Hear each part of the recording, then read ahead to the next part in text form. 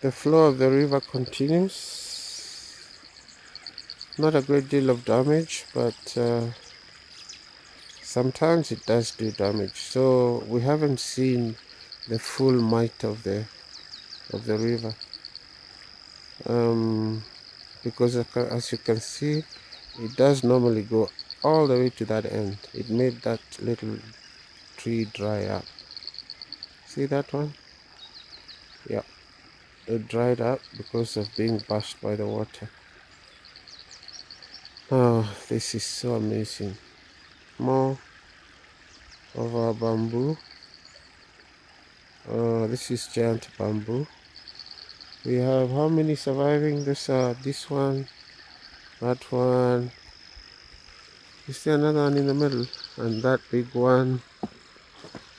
Is there another one anywhere else?